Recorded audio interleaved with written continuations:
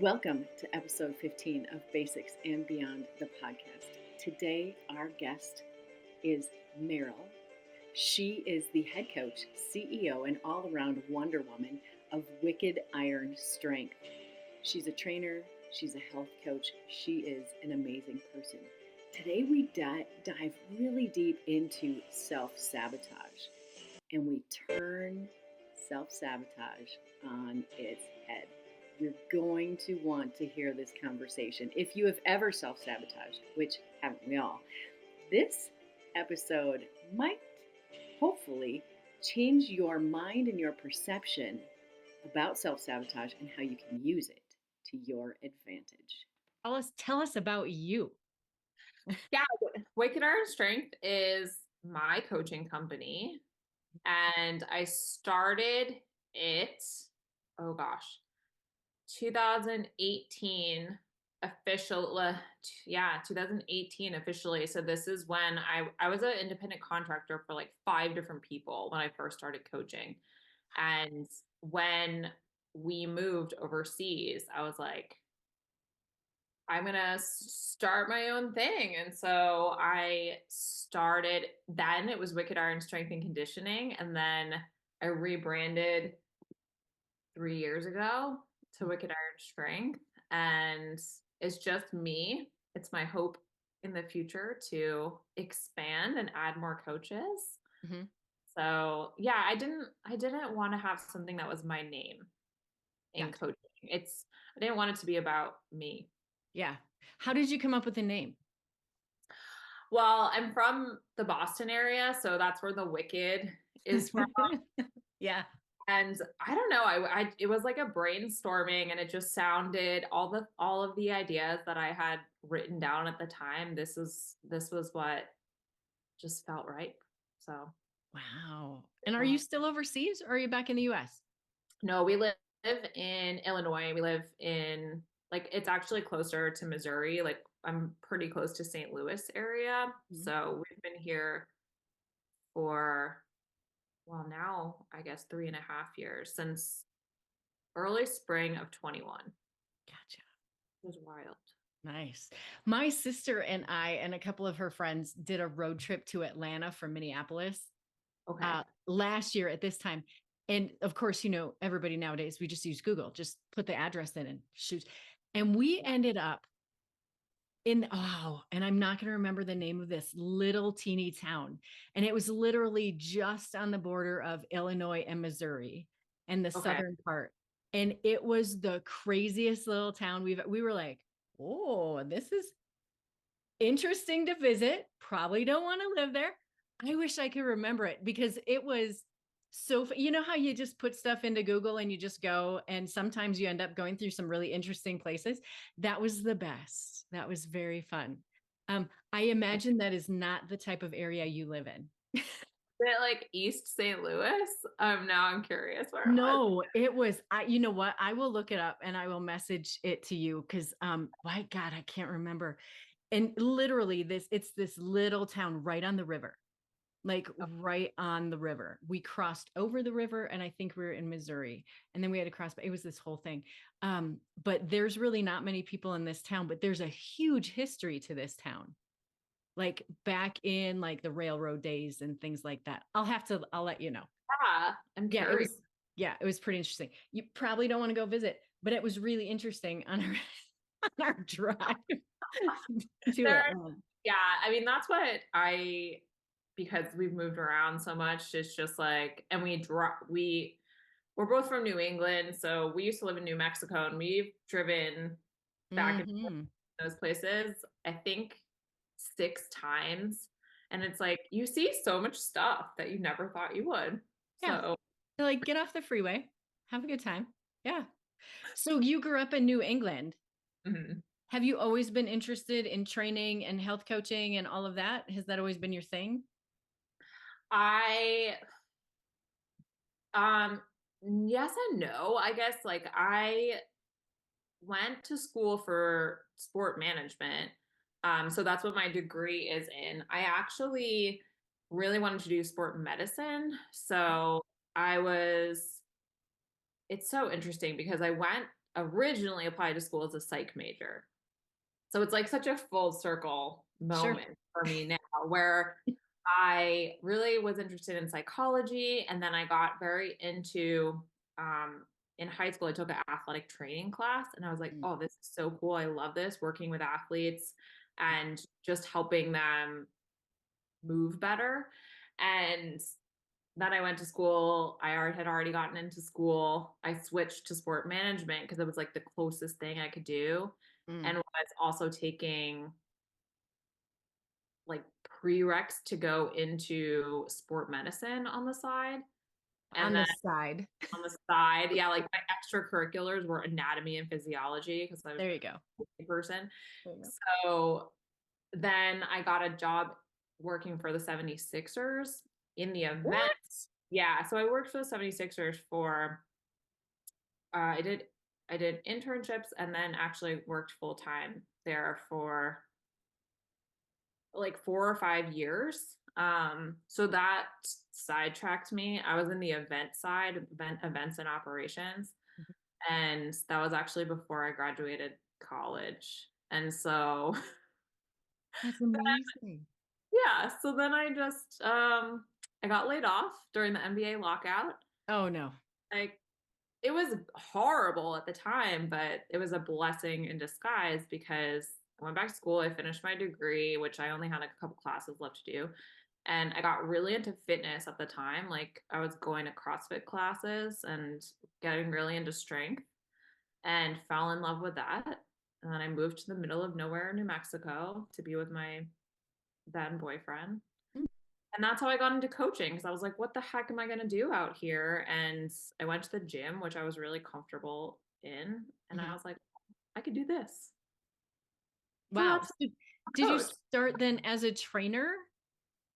Just I, training people or what? I mean, I was really just like, I had nothing to do. The job that I had at the time was really just to like fill my time. I hated it, to be honest. Mhm. And so I was spending as much time as I could in the gym. I didn't know anybody. So I was like, this is where I will heal my depression. Oh yeah. And so I was just shadowing people. I was just shadowing the coaches and asking like if I could come and help. And I just really enjoyed working with the people and asked how I could get into that and then got certified and started taking on some personal training clients, doing some group fitness. I worked on the base and off the base and with a high school team. And like I Fun. said, like 5 places I was independent contracting for. So Yeah. yeah. And then you were like, screw this. I'm just going to do my own thing. Well, it was kind of like, well, we moved to Hungary, which is like, Oh. yeah. So I had no idea what to expect. And we technically actually couldn't work while we were there. So that was a very weird, Hmm. like, shift in so many things because I went from totally in person coaching and I was like, I can't work. So I'm going to try to take some people online and I could do that on the side. Like that, it wasn't through the government, so Sure. like taxes and whatnot. So that was like bare bones online coaching. And then when COVID hit, I was like, okay, like here's some doors that opened into being able to do this Mm-hmm. in a different capacity and something that I can actually take with me no matter if we move again. Sure. And and I was like, okay, I can do this on my own and not have to do it through someone else. Right. That's How where did it, how you make it sound like it was so easy, right? it was. Like, oh, this happened. And then I moved into this. And then I did this. And, and that just happened. And I decided this. And it's funny because it feels like we have there's different details, but I totally get that. It was like I was coaching. I was a CrossFit coach. I did other coaching, strength training coaching, all the things, and then took on some clients for health coaching. And I'm like, oh, I like this. And I too was going to be a psychology major in college and couldn't figure out how that was going to work.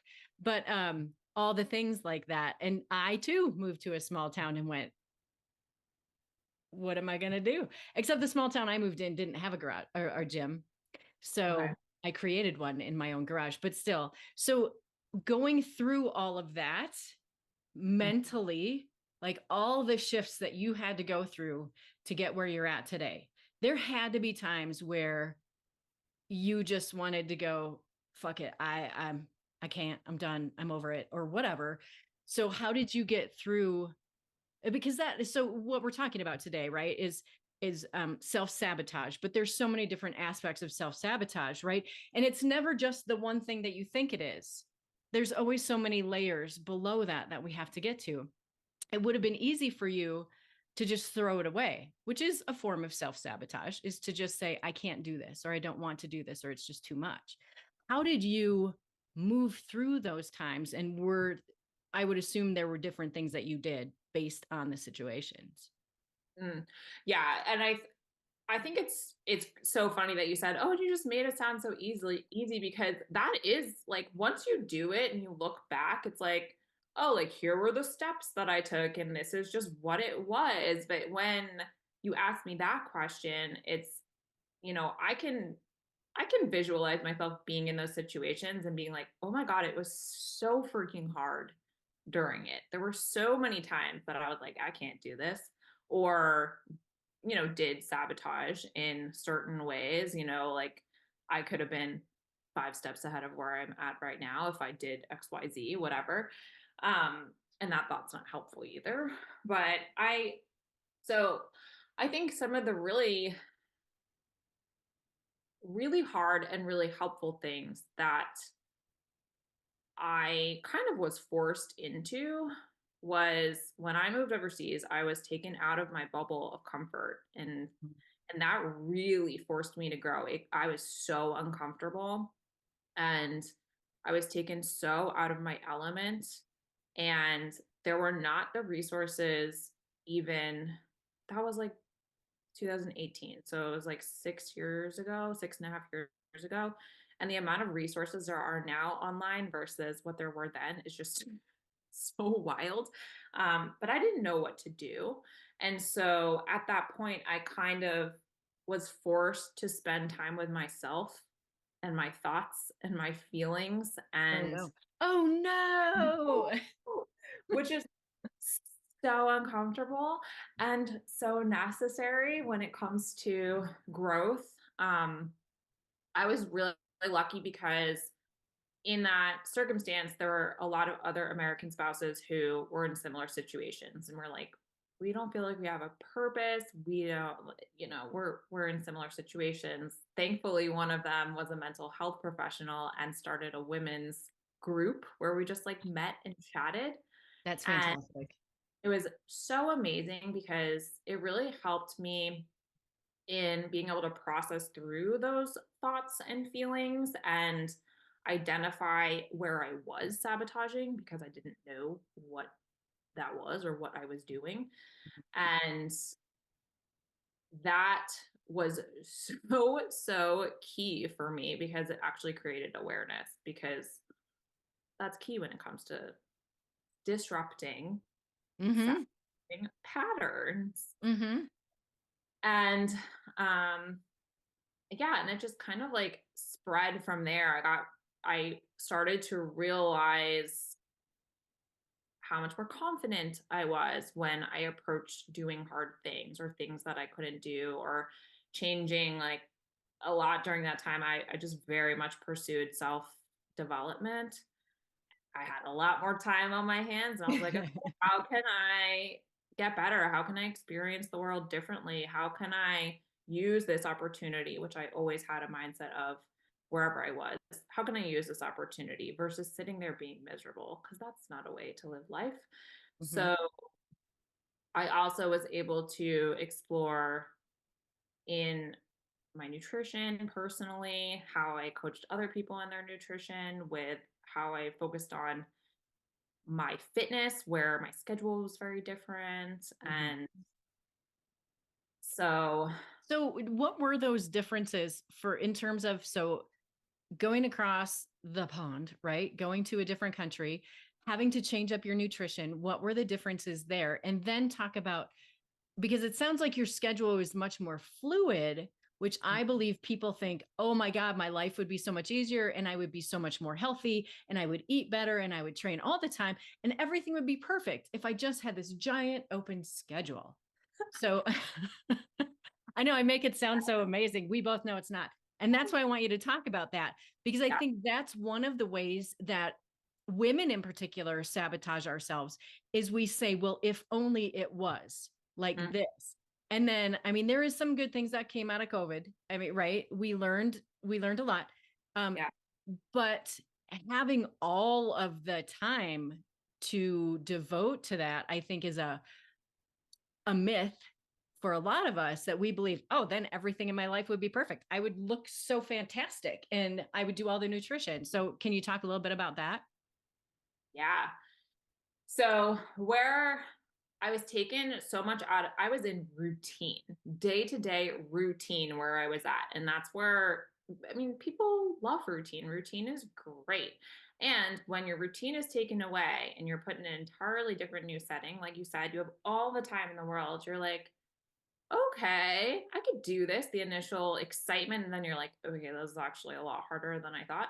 So the areas that I saw for myself where I was sabotaging was I was getting kind of paralyzed in, well, what do I want to do?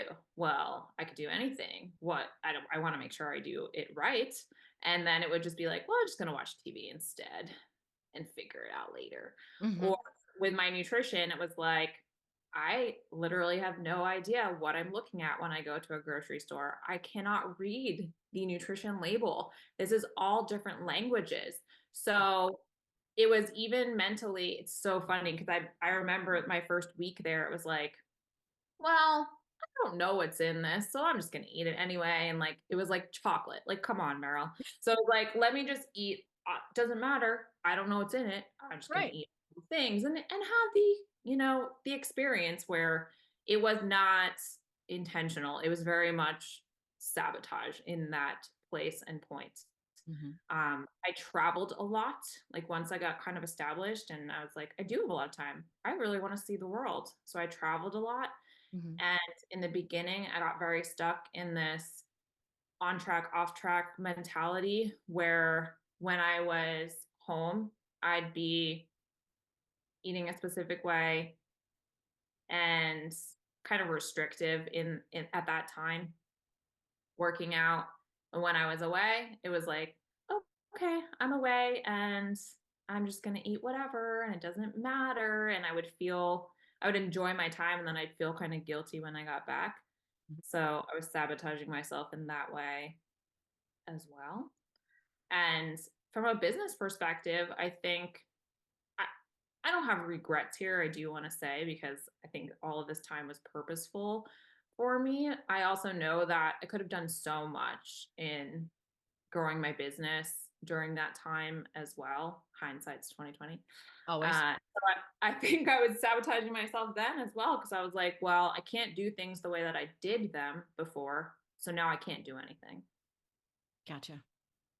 It sounds like a lot of what you were going through at that time was just there were so many different things at one time that you felt really overwhelmed. And and I think that too, that speaks to what happens too, is like, oh, we have all these things that we can do.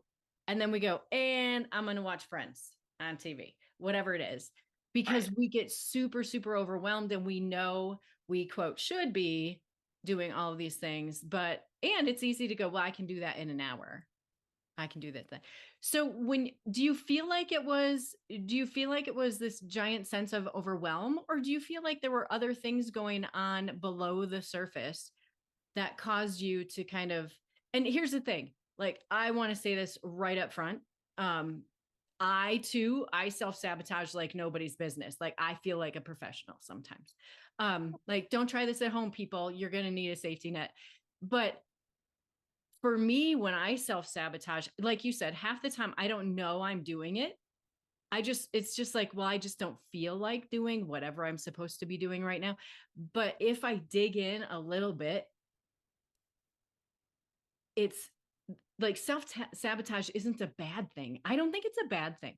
No, it's not. I love that you said that because I always want to make that very clear where there's so much negativity when people talk about self-sabotage, but self-sabotage in and of itself is not inherently bad. It's actually just like a form of self-preservation or protection. Mm-hmm. And so your brain is essentially just like trying to help you stay comfortable, safe, and is trying to find kind of the easiest thing for you. And that's why I think a lot of the time it can be really frustrating, because sometimes people get stuck in a place of know knowing is one thing and doing is another thing. And Hear they're that like, all the time. I don't know why. I know, but I can't seem to do it. Or I know that I am sabotaging, or whatever people are saying. I shouldn't do this, or the naughty shoulds. But I don't know why I'm doing it. And this is where it takes digging in Mm-hmm. deep, because it sabotage is a pattern. You've Mm-hmm. done it before. Mm-hmm. And when you're aware, then you can actually stop it from happening or disrupt the pattern. Yeah. It's neat. And it's interesting that you say, I had to write that down. Self-sabotage is self-preservation. I think that's a really great way to think about it for pretty much everybody. Yeah. Is and we always, as functional health coaches, right? We go back to what root cause. What's the root cause? Well, the root cause really is your brain is always trying to be as efficient as possible. Yeah. And creating patterns and routines is very efficient for your brain. So when like for your example where you were like taken completely out of everything you knew, your brain was like, holy shit, what is going on right now, Meryl? Stop doing it. Can we just move back? Can we just go? And Right. so your brain was trying to conserve energy, figure Mm-hmm. things out, and it's working so hard to it kind of pushes back against what's happening. It's trying to find your comfort for you, Mm-hmm. right? And so what do? It's like, okay, well, I'm going to tell you right now, my comfort is the television show Friends. And people think it's the funniest thing. Like people who know this about me, I will sit and do work. You come into my house at any point in time, Friends is on. Friends is on the television. I'm not kidding. It makes me very angry when like Wimbledon is on and I can't get the background noise of Friends and I don't watch it. I couldn't tell you how many times I've gone through the actual like series of it. I never watch it. My eyes don't veer from the work that I'm doing.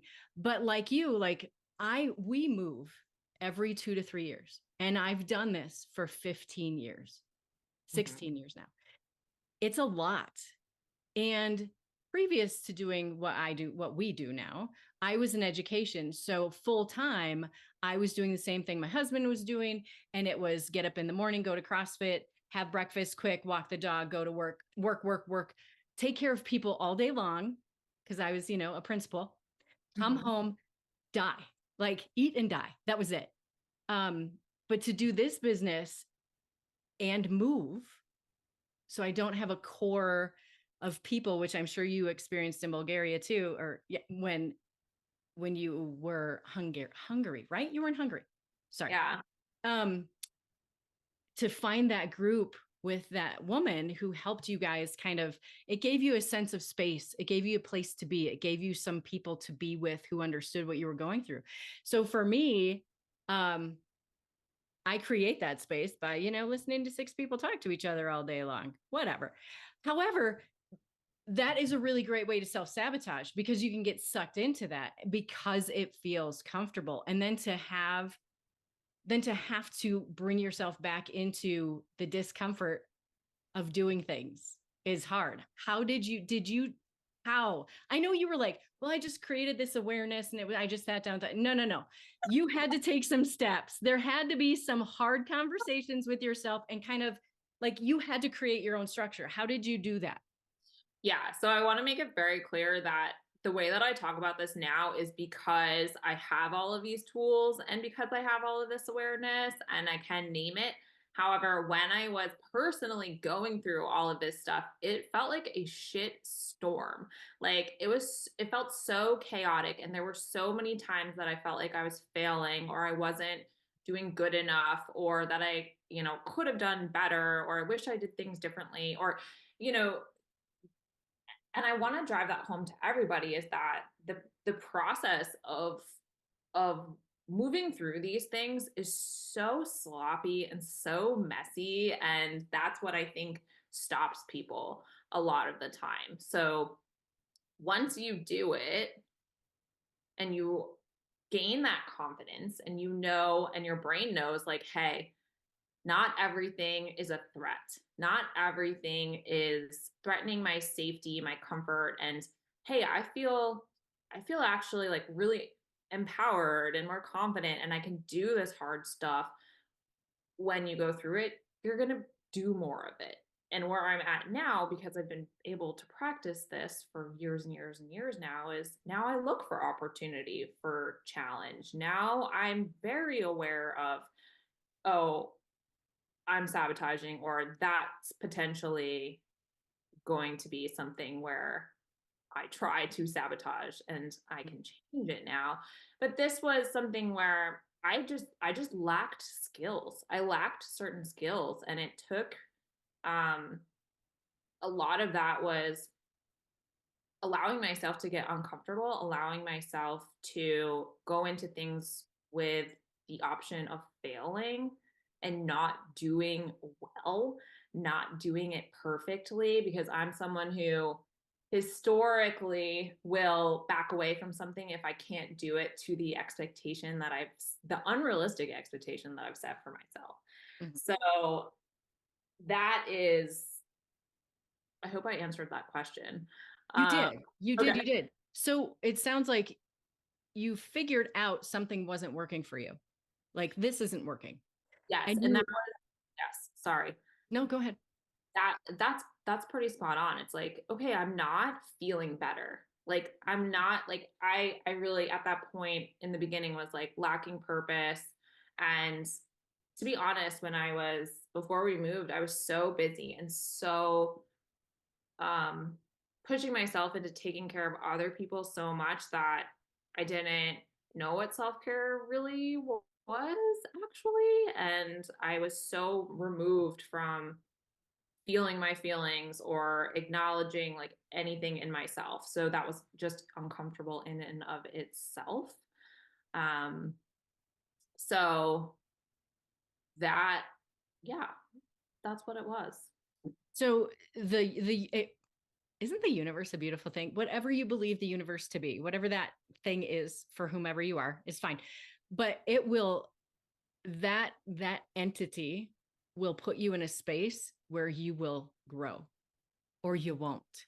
Like Mhm. you get all these opportunities, and it feels like the universe said, hey, Meryl, you're doing all of these great things over here for all these people, and that's so great. So now we're just going to flip this because you need to take care of you, right? And learn how to take care of you. And what that did, though, by having you have to sit down and take, I assume you took some small steps. You didn't like break off big chunks and were like, hey, I'm going to go climb the mountain and do all the things.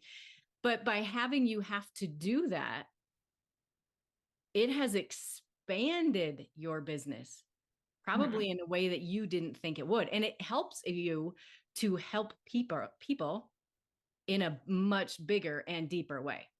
Yes.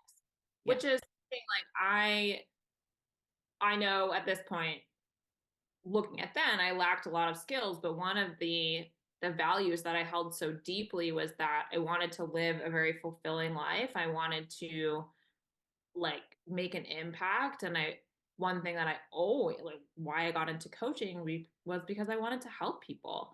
And so those things very much were drivers in what I did. And that flipping point of, okay, like none of the things I'm doing is helping me. It's just actually making me feel worse. So let me try some different things. And it was a lot of small, uncomfortable steps, but they were very expansive. And yes, like you said, that was so necessary. And I'm a better person because of it. I'm a lot more empathetic, and I am a way better coach. And the people that I help is like deep change now. It's not just like surface level kind of where I was at when I first started.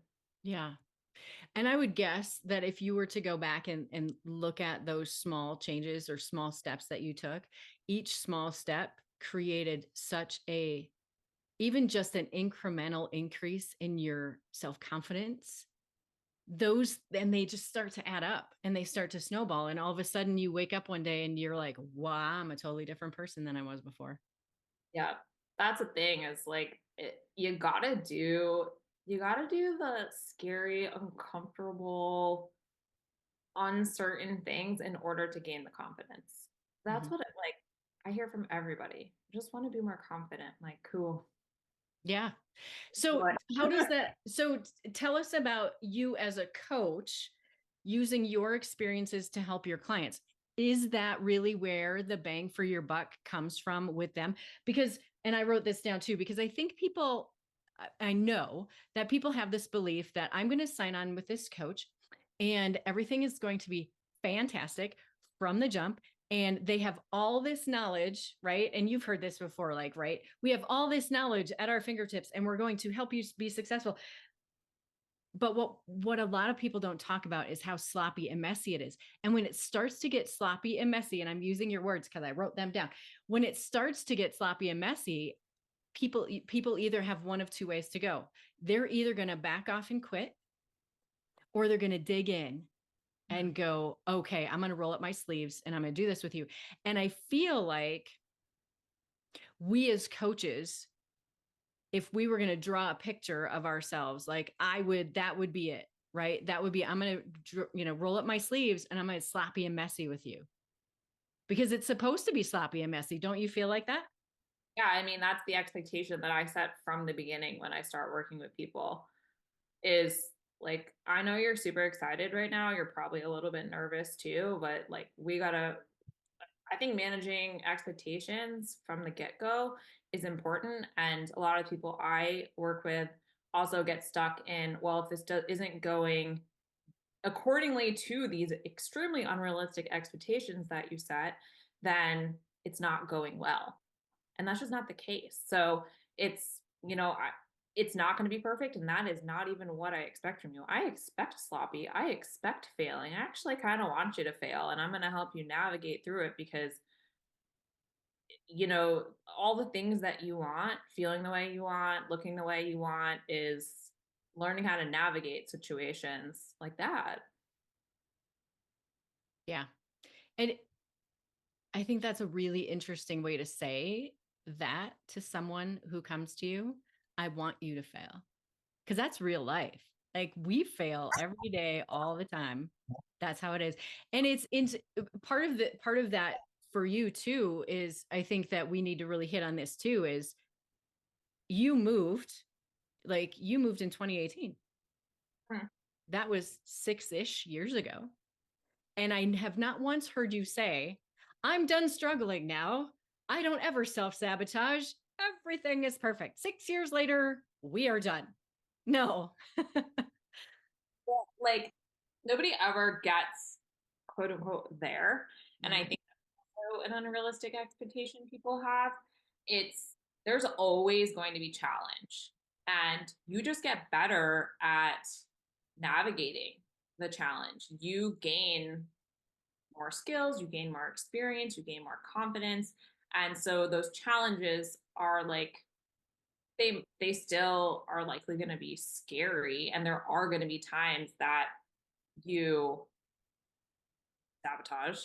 I do that probably very often. I don't know, but it's just like I can recognize it a lot faster, and then I can more effectively and more efficiently face it, navigate it, grow from it. It's a lifelong thing. You just get better at managing it.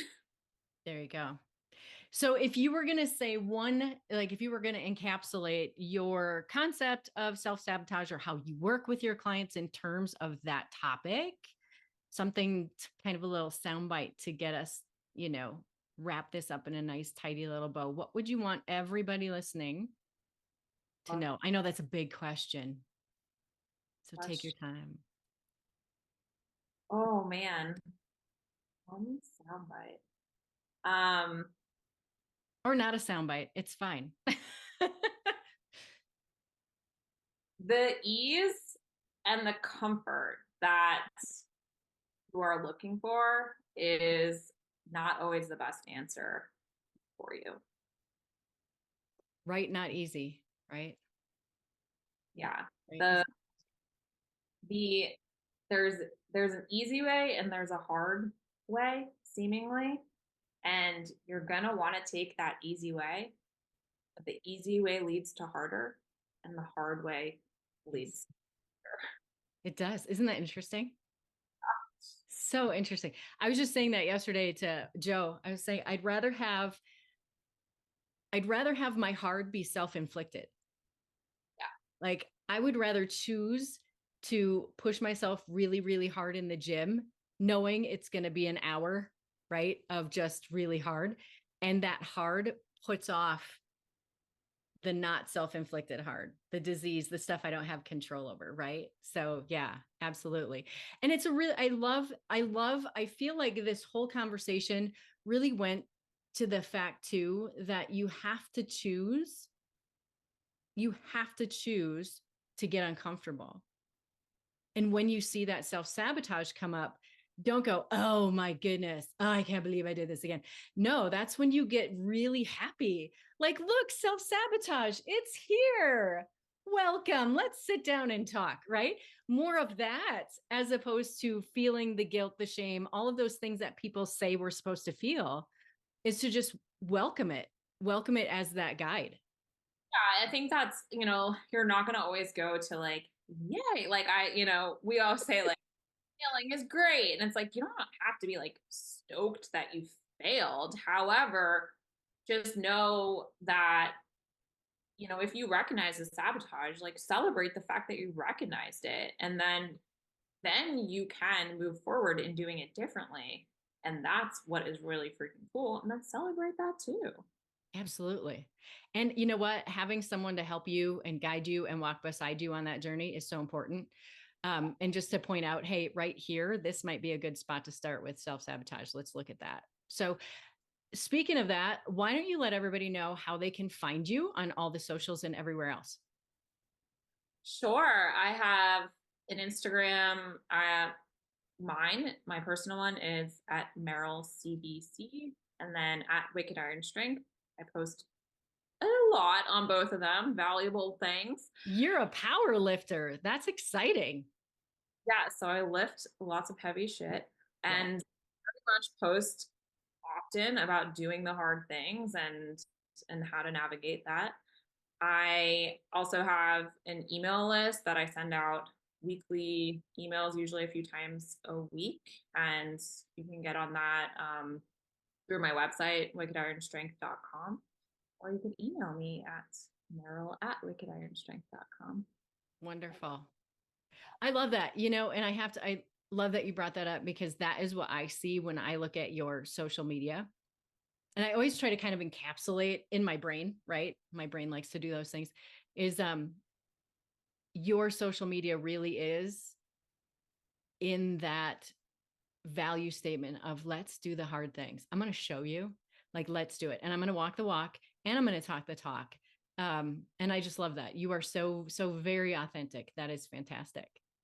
Thank you. I appreciate it. Thank you for joining us today. Thanks for having me.